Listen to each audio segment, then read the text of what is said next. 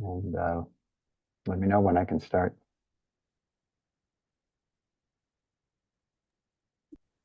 Just waiting for it to pop up on YouTube. Yeah, so somebody will give me a signal, I assume. Yvette, will you give me a signal that There now. I can start?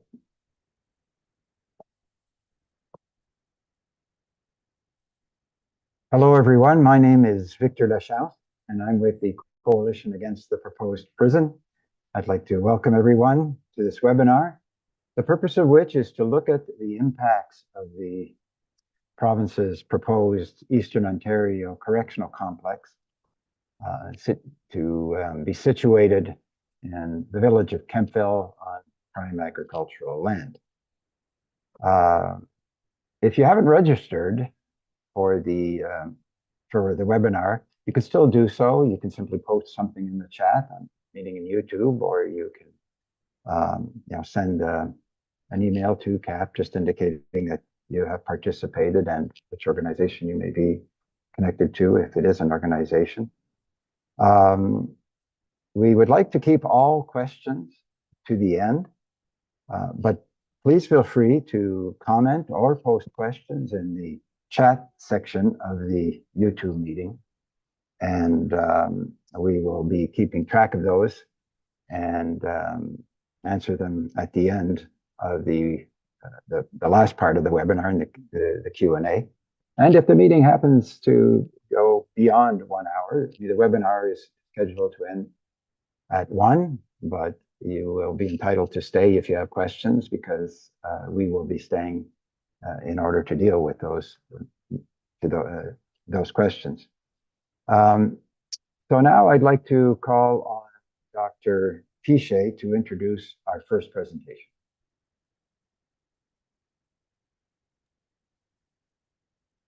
Thank you, Victor. Good afternoon, everyone. My name is Justin Pichet, and I'm a professor in the Department of Criminology at the University of Ottawa.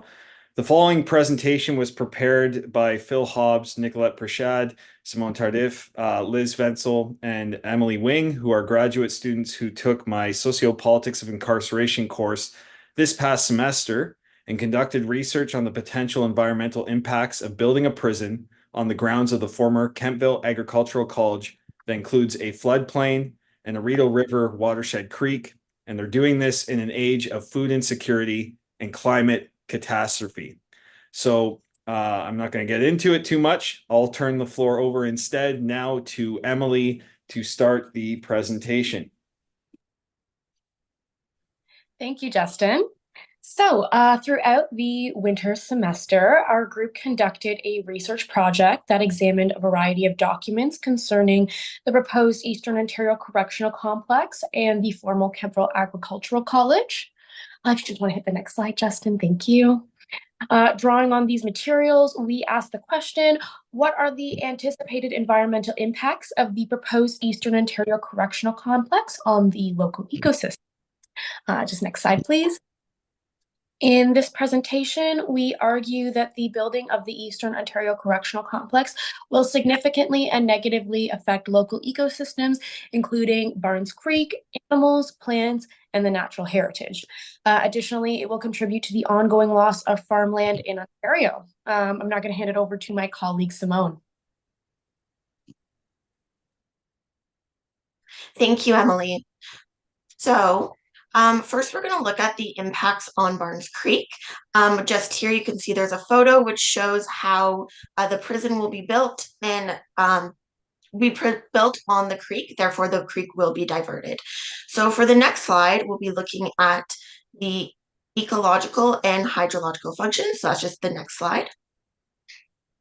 We'll be looking at the hydrological and ecological functions of Barnes Creek. So first, hydrological refers to the science of how water moves, and particularly the water cycle. So as you can see in these images, we can see that water rains down onto the mountains. It goes into a tributary like Barnes Creek, and then from that, the water would go down into the creeks and then the rivers such as Rideau River and Kemptville Creek. So what the hydrological functions that Barnes Creek provides is that it provides flow to downstream. It also filters the water, and it also is really important to maintaining riparian conditions, which is the area between terrestrial and aquatic systems. So next slide. So next, we'll be looking at some of the ecological functions of Barnes Creek. So Barnes Creek provides a home for fish seasonally as they migrate through it. It also provides essential nutrients and flow for fish downstream in Barnes Creek, as well as Kemptville Creek. So as you can see in this photo, the prison will be built upper stream Barnes Creek. So any issues that happen, it will affect not only downstream Barnes Creek, but also Kemptville Creek. So the next slide, please. So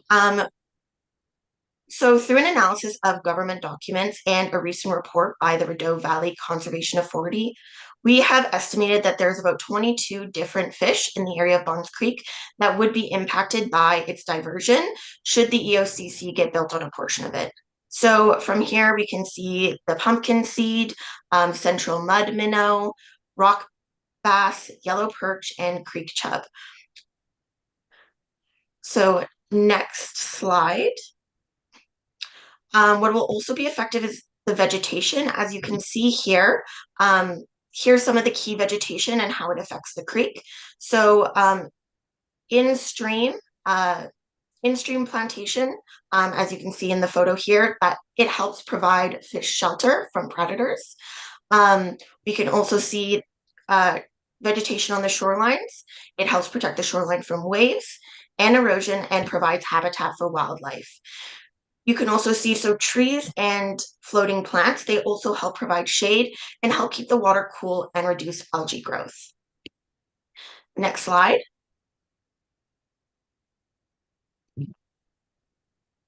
So what will be the impacts of construction of the EOCC? So first, the diversion of the creek is likely to be recognized as a harmful alteration, disruption, or destruction of fish habitat as per the Fisheries Act. So some of the things we found is that first, there will likely be in-stream erosion. In-stream erosion can lead to poor bank stability, which can lead to trees falling into the creek. It can lead to loss of vegetation, which, as you saw in the last slide, how important vegetation is to the maintenance of the creek and its health. You can also see an increased amount of sediment carried in the water, which will, of course, also go downstream and affect the fish that migrate through, as well as the fish that live permanently downstream. And we'll also see that trees will fall into the creek. Another issue that has been ongoing since the early 2000s is diminishing water quality.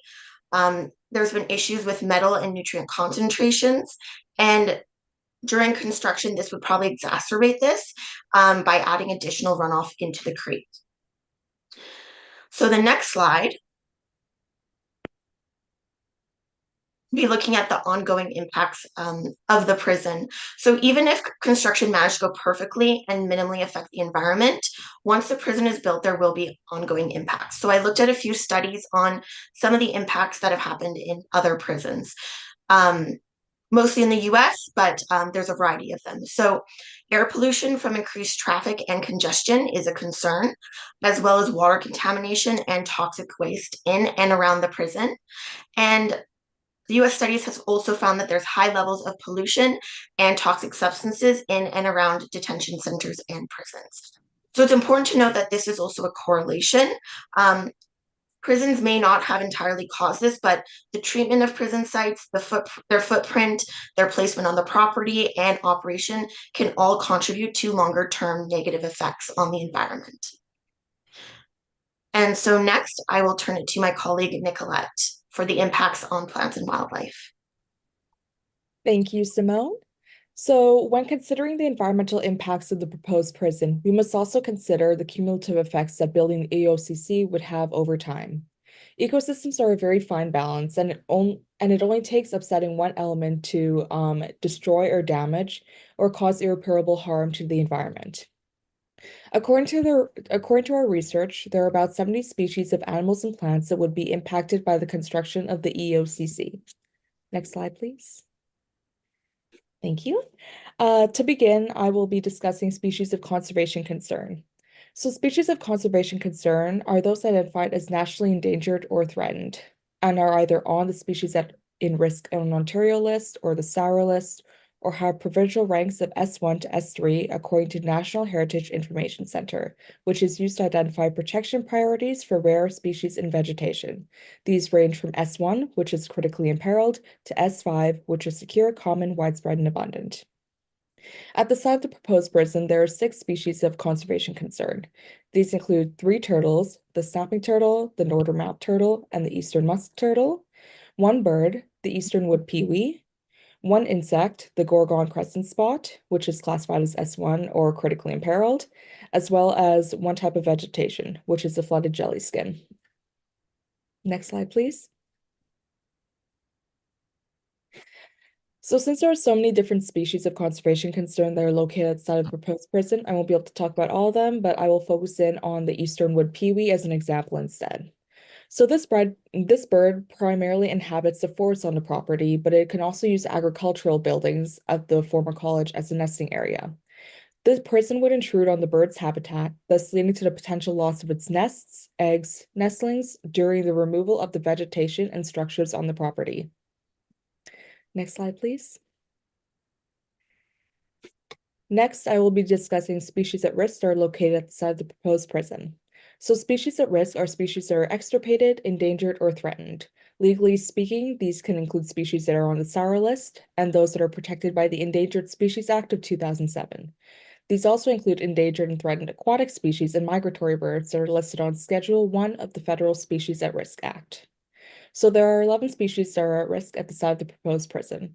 These include 5 birds, the barn swallow, eastern whippoorwill, bobolink, eastern meadowlark, wood thrush, as well as 4 mammals, which is the eastern small-footed myotis, little brown myotis, northern myotis, and tricolored bat. All 4 of these bats are considered to be endangered in Ontario, which means that they're facing imminent extinction or extirpation. There's also a turtle that is at risk at the site, which is the Blandings turtle. It is considered to be threatened in Ontario, meaning that while it is not currently endangered, it may become endangered in the future if appropriate steps are not taken to address what is endangering it in the first place. 2 of these factors include the loss and fragmentation of its habitat, as well as motor vehicle accidents, both of which will increase or become more commonplace if the EOCC was built. And finally, the butternut tree is at risk. This tree is considered to be endangered in Ontario, which means that it is facing imminent extinction or extirpation. Next slide, please. Once again, since there are so many different species that are at risk on this land, I won't be able to talk about all of them, so I will use the bats as an example. So almost the entire property forms a part of these bats' habitat. In particular, there are several areas of the site that are suitable candidates for the bats' maternity roosts. These include both of the forests on the property, as well as agricultural buildings that are left over from the college. Since the building and operation of the proposed prison would destroy or disrupt the forests and buildings, there's significant potential for direct and indirect impact of the prison on the maternity roosts of these already endangered bats. Next slide, please. Thank you. So other species at the site. Besides the species of conservation concern at those at risk, there are also 53 other species that are not endangered but still present on the site of the proposed prison. These include 22 species of fish, which were previously discussed, as well as 31 species of birds. So although these birds are not endangered, they are still important for the local ecosystem, and the building of the EOCC would greatly impact their habitats. For example, the open grasslands of the forest, which make up a good portion of the site, serves as a suitable nesting and foraging area for these birds. I will now turn it over to my colleague Liz to discuss impacts on farmland and the land. Thank you, Nicolette. So according to 2002 figures from the Ontario Federation of Agriculture, Ontario loses 319 acres of farmland every single day. This alarming rate of farmland loss equates to the disappearance of roughly a dozen family farms every single day. Despite ongoing worries about food scarcity in Ontario, the proposed Kemptville prison project threatens to devastate a substantial portion of the 178 acres of land designated for its construction, much of which is nutrient-rich and well-suited for farming. The agricultural sector in Canada is primarily occupied by an aging demographic. There is a pressing need to support new farmers and farm workers and enhance the sustainability of food-producing farms. The prison site is rich in biodiversity, including woodlands, croplands, wetlands, and green spaces. According to the Ontario government's own documents, activities such as site grading and vegetation removal during construction could inflict significant harm or disturbance to these diverse landscapes. The most effective way to prevent ecological harm is to halt the construction of the prison altogether. Another important aspect to think about is land ownership and Indigenous rights. Just on the next slide, thank you. So the government has decided to construct this facility on the unceded, unsurrendered territory of the Anishinaabe Algonquin Nation. Consulting with Indigenous peoples on issues of land conservation and impacts of prison expansion is crucial in supporting both environmental justice as well as broader social justice goals like halting prison expansion and instead building safer communities for all. Thank you, Liz. So, in our team's examination of the environmental impacts of the proposed Eastern Ontario Correctional Complex on local ecosystems, we have found that the building of this institution will have devastating impacts on local wildlife and plant life. We have also found that the diversion of Barnes Creek will severely impact fish habitats while subsequently contributing to high levels of erosion. Additionally, the building of this institution will have several land-related impacts, such as the loss of prime agricultural land. Furthermore, our research has shown that this land is quite significant ecologically. This point has consistently been poorly addressed in the provincial government's engagement session with stakeholders. To conclude, we would like to leave everyone with a quote from Rose Braz and Craig Gilmore, in which they argue that if prisons benefit almost no one, then almost anyone is a potential ally in the fight against more prisons. This wide range of negative effects provides multiple points of entry for allies. If you are concerned about the impacts of the development on agricultural and environmentally sensitive lands and waterways, please join us in the fight to stop the Kemptville prison. Thank you so much for listening.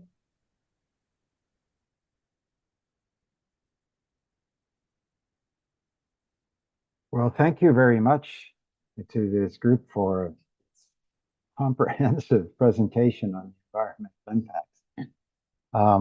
I would now like to turn again to Professor Pichet to address the economic impacts of the proposed prison. Dr. Pichet. Thank you, Victor, and thank you to the group for your wonderful presentation on environmental impacts. When you're fortunate to teach students like that, you get out of the way and let them do their good work. So thank you. I guess I'll turn our attention towards the economic impacts of this proposed project. So as you may know, when the province announced it would be building a new prison in Kemptville, officials claimed it would be a boon to the local economy. Now, CAPP, our first public information session in 2020, brought in researchers to debunk that, citing studies that have shown that other industries are far more beneficial and that, in fact, having a site of confinement erected in one's backyard can actually be harmful to a host community's economic development. So also amid these claims that the prison construction operations will offer stimulus to the local economy, the province has failed to provide information about its economic costs. So thanks to research by Olivia Gemma, Emma Maureen, Sarah Omari, and Harley Smith, who took the Sociopolitics of Incarceration course this past semester and conducted research on the potential economic impacts of building a prison on the grounds of the former Kemptville Agricultural College, we have a better idea of what the economic costs of the so-called EOCC are.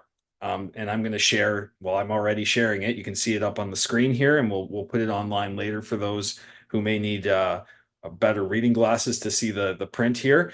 And basically it outlines what the economic costs are on this infographic, and they've produced it. I've since revised it, so I take responsibility ultimately for any errors I may have induced in this process. So let's just start with the left upper hand side of the infographic.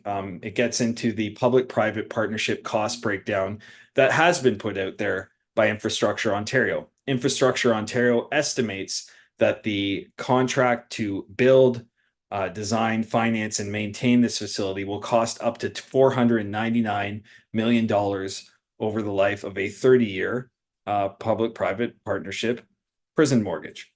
That's up to $16.6 million per year for 30 years, or over $45,000 per day every day for the next 10,950 days once that contract is signed. Now, these figures don't include the costs associated with operating this proposed 235-bed prison. Now, in Ontario, according to Statistics Canada, 2021-22, it cost $365 per day, or $133,000 per year, to imprison just one person. So 235 beds times $365 a day, they'll build it, they'll fill it, $86,000 to run the facility. And take that cost over the year, it will cost up to $31.3 million to operate this 235-bed prison, should they build it, and fill it. Now, let's get into other known costs that have been produced through this research that the students did. On bullet number 3 here, you can see here the hydro line. The cost to moving the existing hydro lines on the site is estimated by Stantec, which did the due diligence on this, to be $900,000. Okay, we'll move right next to it. Bullet number 4, the cost of stormwater management upgrades, including installing bioswales and a dry pond, nearly $1.7 million. And consider this, Stantec did this work in 2021. That's before inflation. Okay, so who knows what that would look like now. Let's go to the bottom left bullet number 7. Wastewater supply servicing, $921,000. Let's go to the bullet right beside it, bullet number 8. Sanitary system to install it, $1.9 million. Okay, so during the due diligence process, these costs were estimated by Stantec in September 2021 to be $5.4 million plus a 15% $800,000 engineering fee and a 20% $1.1 million contingency fee, which altogether costs $7.3 million. So those are the known costs. Let's talk about the known losses that are on this infographic. So we can see bullet number 6 here with the construction equipment here. The book value of the farm buildings that may be demolished during this project is nearly $2.5 million. Okay, so that's what potentially could get raised in terms of value from that site. Next to it, bullet number 5, and as you just heard from the students that presented before, the environmental costs of diverting Barnes Creek to build the Eastern Ontario Correctional Complex. They want to put the parking garage, or what's called a sally port, literally on top of it, so they're going to have to divert Barnes Creek. And then there's other harmful development that they plan on doing on the site. What is the cost of that? I'd say it's intangible. What's the value of a lost turtle? What's the value of a lost bird habitat, so on and so forth? Like to see the cost estimate on that one. Let's go into unknown costs. Right now, the municipality of North Grenville wants to build a new wastewater plant because they have a prison coming to town, or they think they do at the moment, unless we stop them in court through this judicial review process. It's a multi-million-dollar project, and they estimate that the province has some share in that. Now, the province, and we have documents that can show this, the province itself originally said, we will commit our share, unspecified share, of those wastewater management plant upgrades. They never gave a firm number. They also never gave a firm number in terms of what their policing cost increases would be associated with this facility. It's all unspecified, all unknown. Now, the province, we learned earlier this year, actually walked away from that commitment, citing the legal process and uncertainty around the project. They've since put their unfirm commitment back on the table, from what we understand. But then again, we don't know what the cost will be to the municipal taxpayer still to this day. And this project was announced almost 4 years ago. Like, what do these bureaucrats do in Queen's Park exactly if they can't give firm answers on what they think the number is? Give us a number. Okay, next, cost to upgrade existing roads to accommodate an increase in traffic to and from Kemptville. We don't know that. Through the due diligence process, they actually said we don't think we'll need road upgrades. Go to Kemptville and go on the gravel road that's supposed to lead in the prison and tell me there won't be upgrades to traffic there. Okay, it's just not true. So in sum, these research findings, coupled with the Ministry of Solicitors General's unwillingness to provide a precise and firm commitment to cover their share of local infrastructure upgrades that the prison will impose on the municipality, clearly show that this project is completely untenable for taxpayers in Kemptville and across the province. This prison is a boondoggle. This prison shouldn't be in Kemptville. It shouldn't be built anywhere. We know that viable and cheaper alternatives that could actually enhance community well-being and safety exist. They're more effective, but they're grossly underfunded by the provincial government, as well as municipalities as well. So a prison construction moratorium is needed now. So I'm going to continue here and just talk about some of the alternatives, if you just permit me to fix my screen here. We're going to do a bit of a speed dating with these alternatives. All right, here we go. So the government of Ontario, they want to build, as we mentioned before, a $499 million provincial prison on the grounds of the former Kemptville Agricultural College. We believe that we need to be choosing real safety by investing in at least one of the following measures with that money that would actually enhance community well-being and safety. So here we go. So what are these alternatives? Let's start with investments in families and youth. And keep in mind, for every dollar we invest upstream, we save $7 that we would otherwise spend on cops, courts, cages, and victim services after victimization has occurred. We're interested in community safety at CAPP and at CPEP, but building a new prison is not the way for that. Okay, so families and youth, what could we spend $16.6 million? And that's just for the public-private partnership part of it. That's not the $31 million a year it would cost to operate it. We could build nearly 1,400 community gardens to address food insecurity that's rampant in this province. We know that young people, if we intervene early, we can divert them away from lawbreaking and criminalization and incarceration. We can have, with this money, 19,000 youth accessing leadership training. 2,300 youth could have summer jobs for $20 an hour for 9 weeks with this money. We could have over 16,500 children accessing school breakfast, snack, and lunch programs, which, you know, coincidentally helps them concentrate better in school, helps them avoid getting into disciplinary issues that lead to suspensions, expulsions, youth detention, and eventually adult detention, the school to prison pipeline. We can stem that through investments in accessing these kinds of food programs for kids. 8,300 youth can access one-on-one mentoring for that money. We could provide fully subsidized childcare spaces for 922 youth with this money. Next, let's keep going here. We know that at least 25% of people imprisoned in Ontario's jails right now, and this was Yasser Naqvi when he was the Minister of Prisons in 2016 was saying this, so the numbers may be higher now.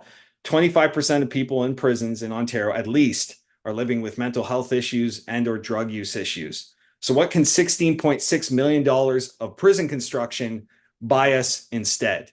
Well, we can hire over 300 peer support workers to walk alongside those in need of care and compassion.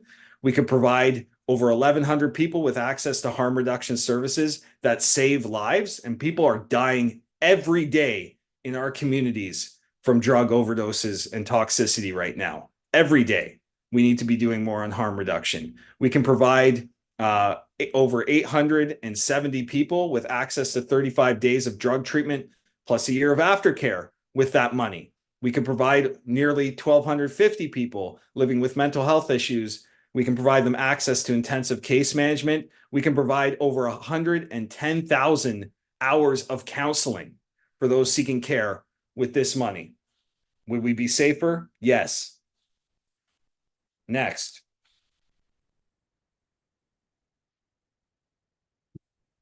All right. Housing. We know right now that a quarter of people that are housed in our provincial jails here in Ontario are cycling through homeless shelters to jails and vice versa. We could do something about that. With $16.6 million dedicated for this ill-conceived prison plan in Kemptville, we could provide permanent and supportive housing for 415 people. We could provide rent supplements of $500 a month and help people avoid evictions for over 2,700 people with that money. We could create over 650 emergency housing spaces with that money. Next. Okay, we know that the punitive injustice system does not meet the needs of victims, does not meet the needs of perpetrators, and does not meet the needs of their loved ones and communities. So instead, we should be investing in transformative justice processes where folks come together on a voluntary basis to account for what has happened, take responsibility for next steps to try and make things right, and put in place plans to basically meet the needs of victims, meet the needs of perpetrators, and find ways to prevent future violence. And if we had $16.6 million to do that in so-called Eastern Ontario, we could create capacity for transformative justice for 8,300 cases a year. So that is all I have for alternatives. I'll turn the floor back over to our moderator from CAPP, Victor Lachance. Thank you. Okay, am I, You just got to turn your camera on. yeah, I've got something on the screen here. I'm sorry. There we go. I apologize for that. Now that, in my view, has been, an impressive series of topics. Obviously, we've heard about serious environmental, we've heard about serious economic impacts, and then we put that against very realistic list of alternatives to destroying prime agricultural farmland to build an expensive and, in comparison to the alternatives, inefficient, wasteful amount of money to build a prison.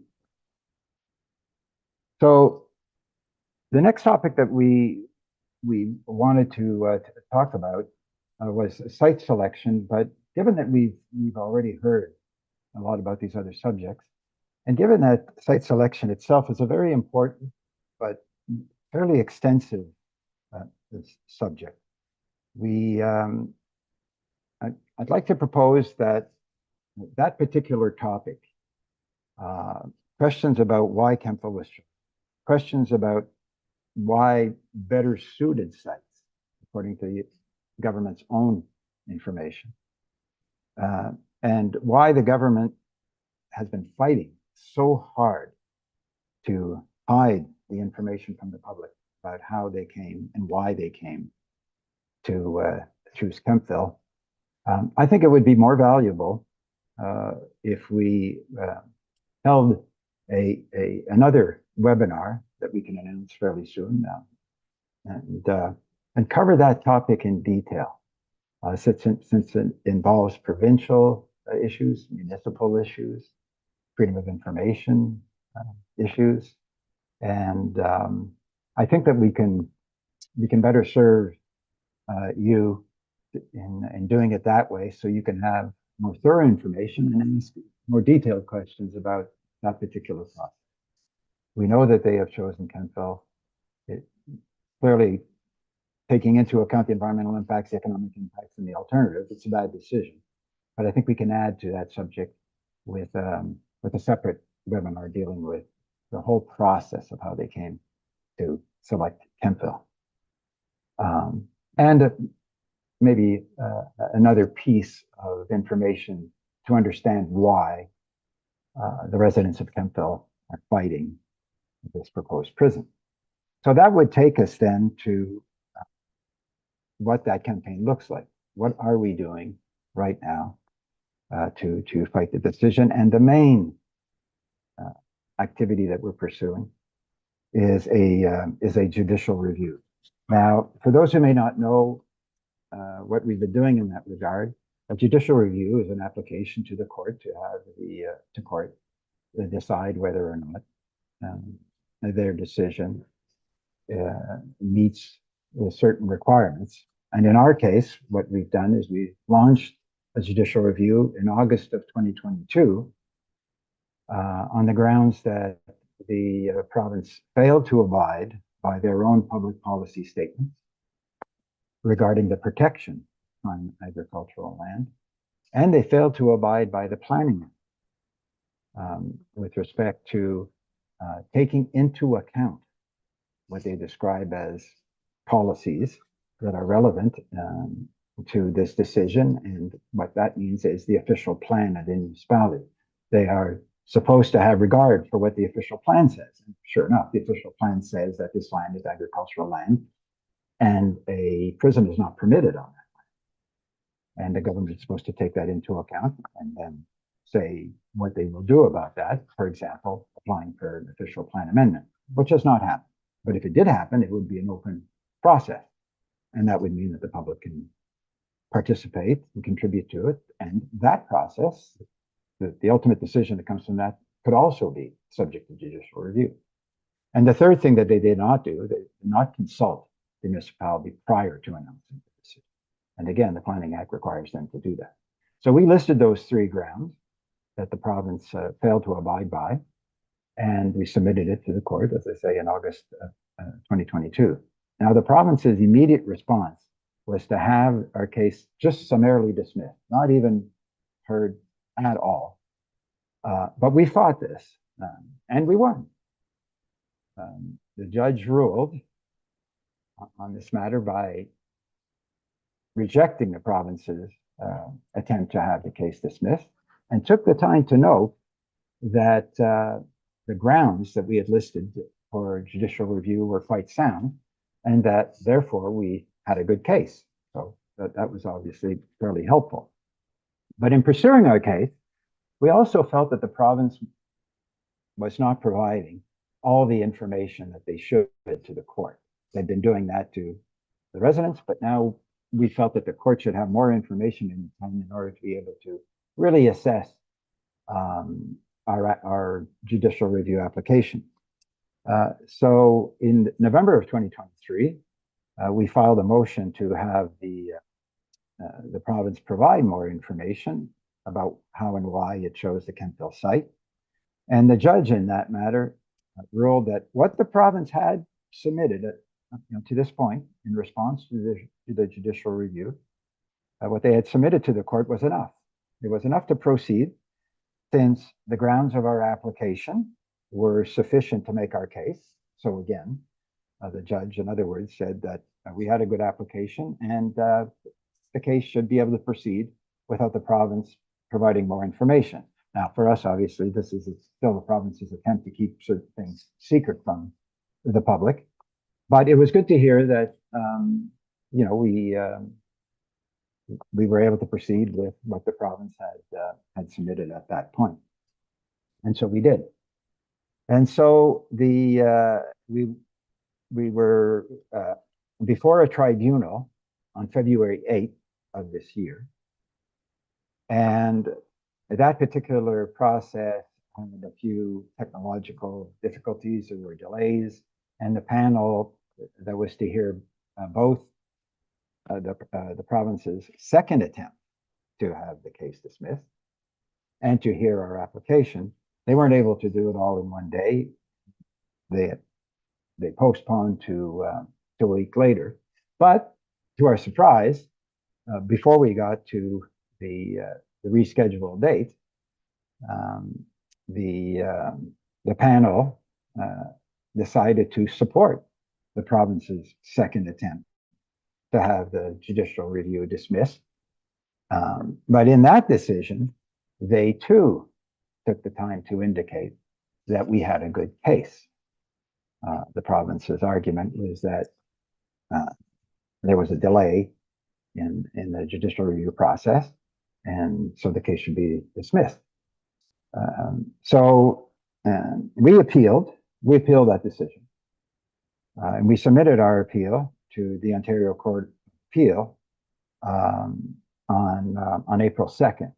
And essentially the first step is you ask the Ontario Court of Appeal permission to proceed with the appeal. So a judge looks at our application and determines whether in fact there are issues of law or issues of fact sufficient to say yes, that you can proceed with your appeal of the panel's decision to support the province's attempt to dismiss the case.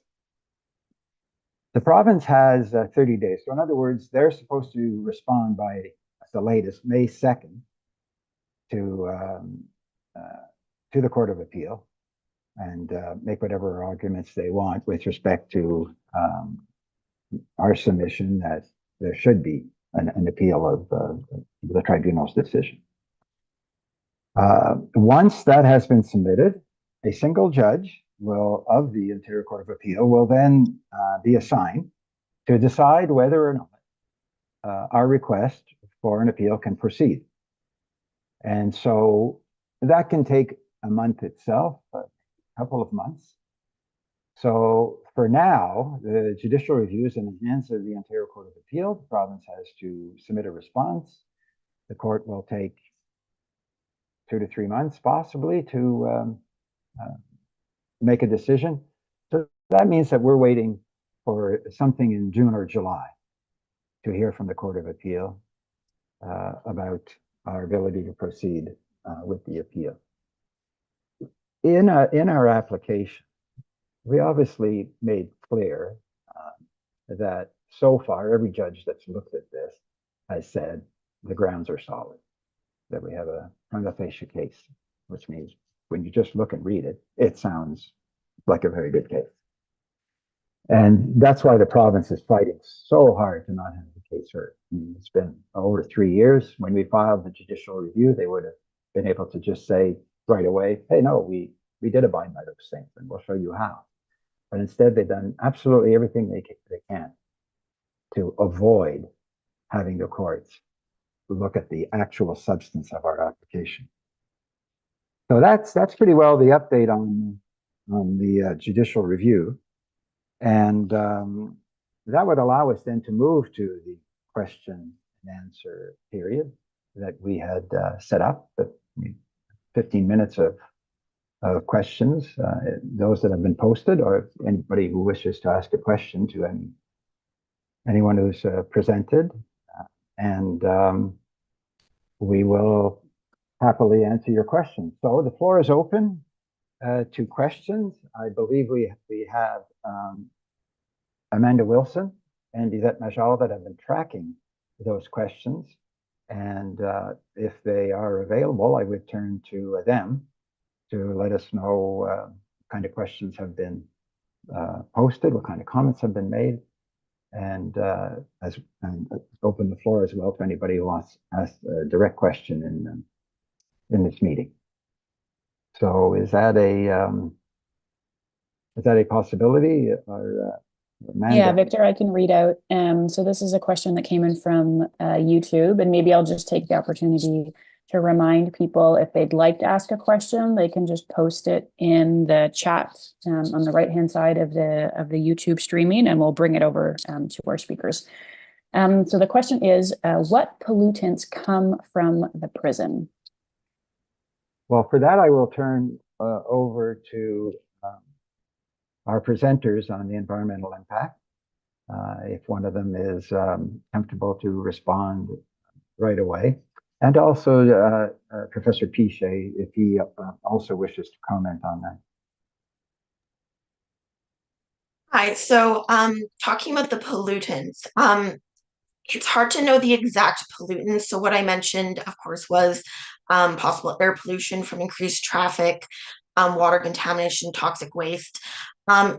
It's difficult to know because we don't know exactly how much the prisons cause it or like what the correlation is.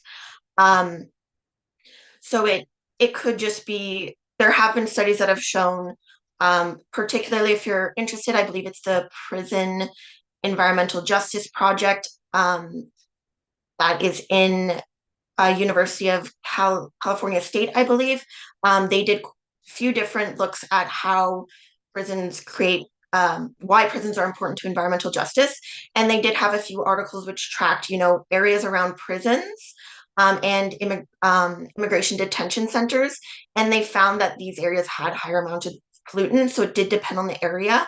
So we can't exactly know exactly how much the prison directly caused it, but it's very clear that these areas, either through the environment being treated more poorly over time, there is a correlation between that. So there is in there would be more specific pollutants for each prison. Each prison, they found different kinds of pollutants, but overall, the general consensus was that there was higher amounts of pollution and toxic substances.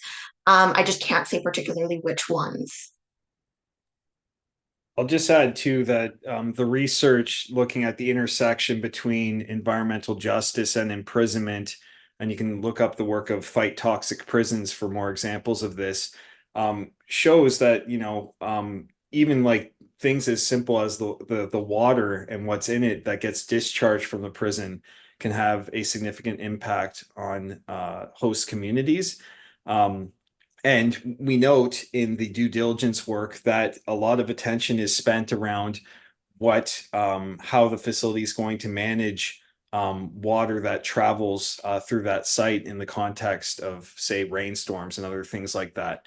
And I think what this presentation that the students did shows very well is that Barnes Creek is connected to a whole network of water. It's connected to the Rideau River watershed system, which comes down all the way here in Ottawa, right? So what happens up there in Kemptville is going to have an impact downstream. And because of that, one thing that the provincial government should know is that, whether it's through the work of the Rideau Conservation Association or relevant laws and policies that exist municipally, provincially, and even federally, if the judicial review doesn't work with respect to planning issues, we are coming for you on environmental issues at every stage of the construction process. This prison will not get built.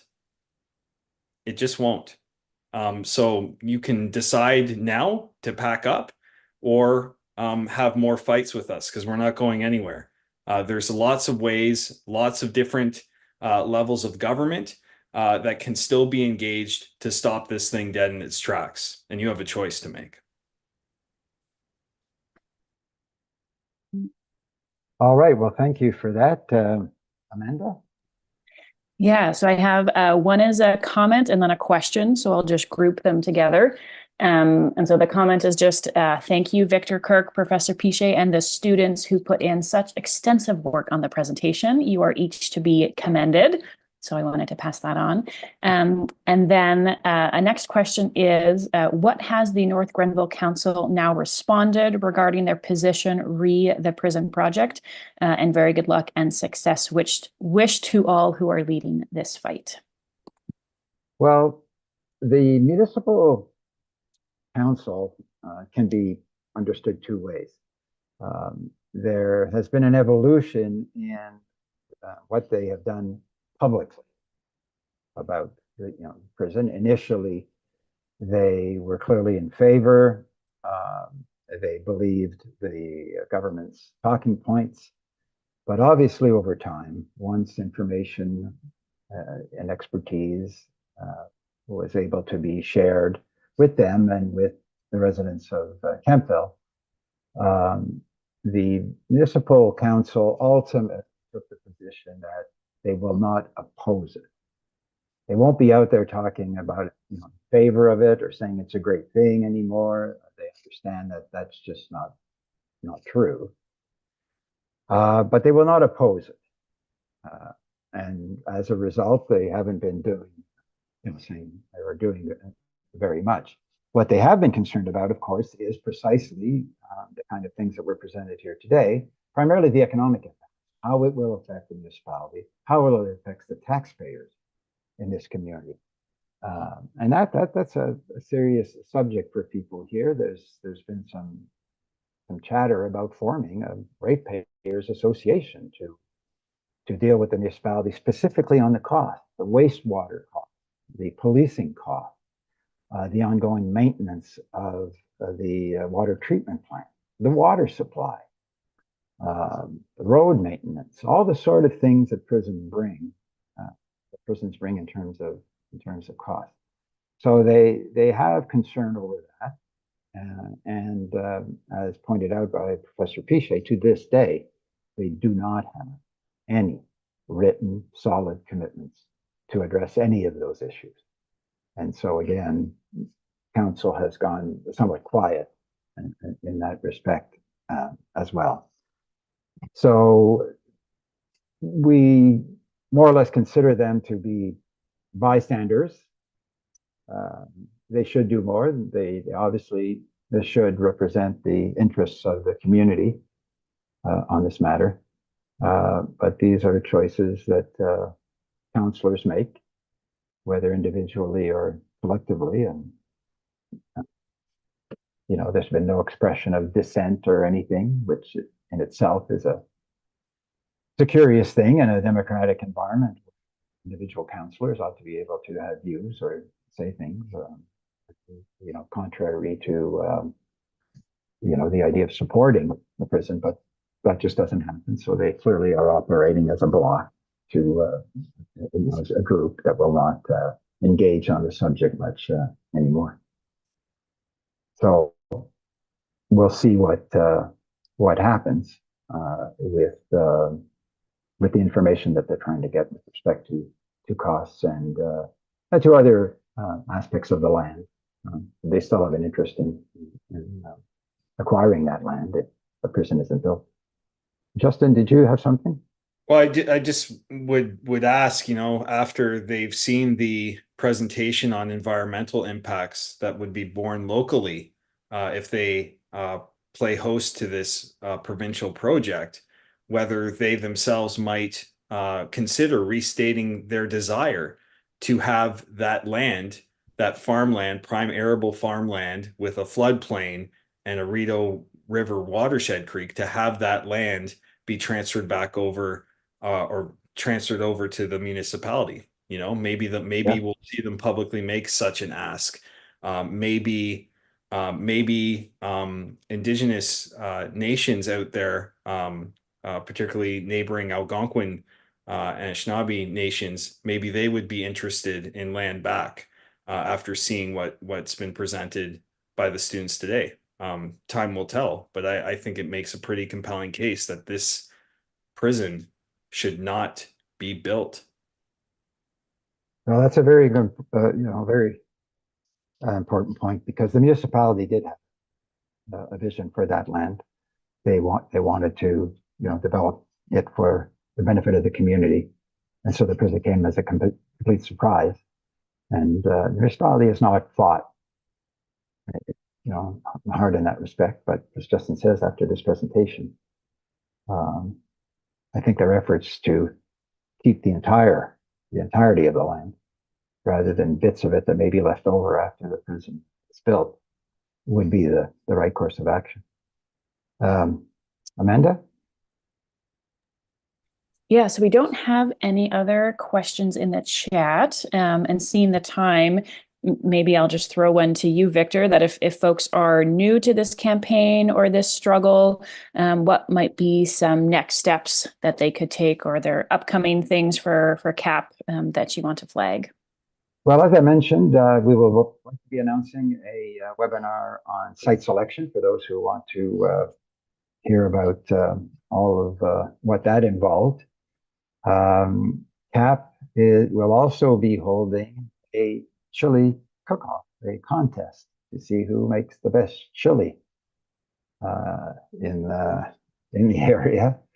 And Amanda, can you remind me what date that event is scheduled for?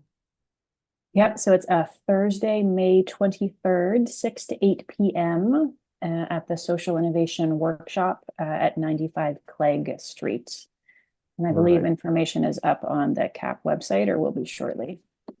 Right, so people can find out about the chili cook-off, and if you'd like to attend and vote on the best chili and enjoy an evening with other people who are doing the same, and find out again a little bit more information, about the campaign. So that will be happening, and the Small Change Fund organization has had an opportunity to look at the campaign.